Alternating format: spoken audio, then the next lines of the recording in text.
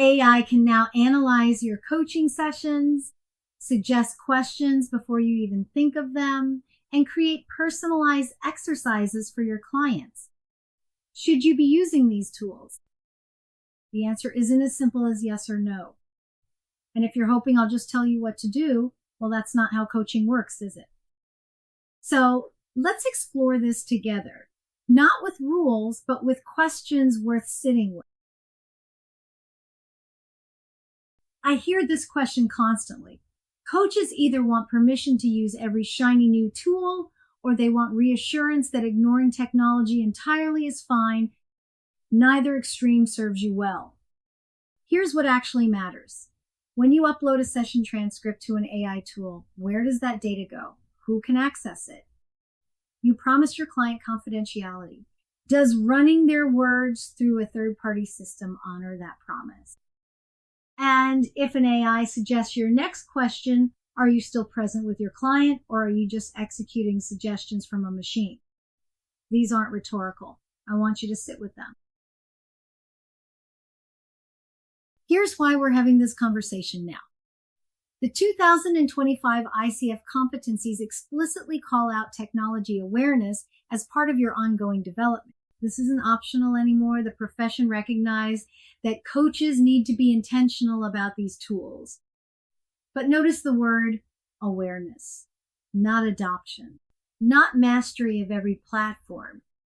You need to understand what's happening in this space. You need to make conscious choices. What you don't need is to chase every new tool that promises to revolutionize your practice. Intentionality over reactivity. That's the stance. Let me walk you through what's out there. First, the administrative layer, booking systems, payment processing, contracts. These handle the business side so you can focus on coaching. Pretty straightforward ethical terrain. Then there's video conferencing. For most of us, this is no longer optional. It's how coaching happens. We'll come back to this one.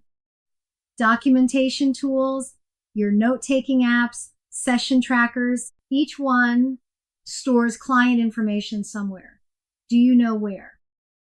And then there's AI, session analysis, question generators, summarizers. I knew a coach who used AI to prepare more deeply for sessions, reviewing patterns, identifying themes. It genuinely enhanced her work. I knew another coach who became so dependent on AI-generated questions that she stopped trusting her own instincts, lost her intuition entirely. Same category of tool, completely different outcomes. Before you adopt any tool, and I mean any tool, run it through these filters. First, what happens to the data? If you're uploading session content, client names, sensitive information, you need to know exactly where it lives and who might access it. Violating confidentiality through carelessness is still a violation. Second, does this help me be more present, or does it replace my presence? There's a real danger in outsourcing your attention to technology. Your client needs you, not your AI assistant. And third, maybe most important, would your client feel comfortable knowing you use this? If the answer is, I hope they never find out, that tells you something. Now, video platforms. This is different territory because for most coaches, this isn't a choice anymore. It's the baseline. And that means you need to develop specific skills. Connecting through a screen is different than connecting across a coffee table. Reading someone's energy when you only see their face requires practice. Your environment matters too, what your client sees behind you, your lighting, your camera angle. These aren't vanity concerns. They affect whether your client can settle into the space with you. The goal is to make technology invisible. So present that it becomes the background, not the foreground.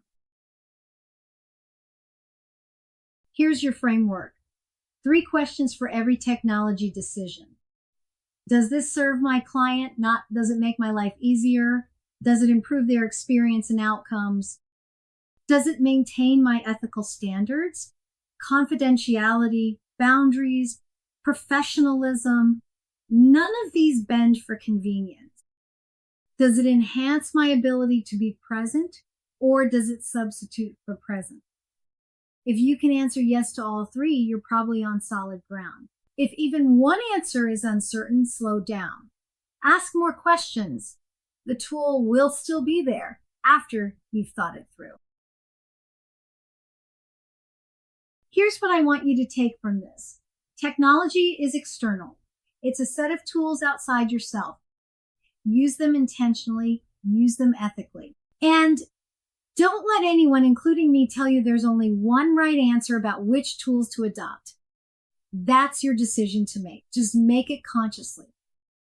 But the deepest learning in coaching, that doesn't come from any screen. It comes from looking inside yourself. That's where we're headed next. Building a reflective practice that grounds everything you do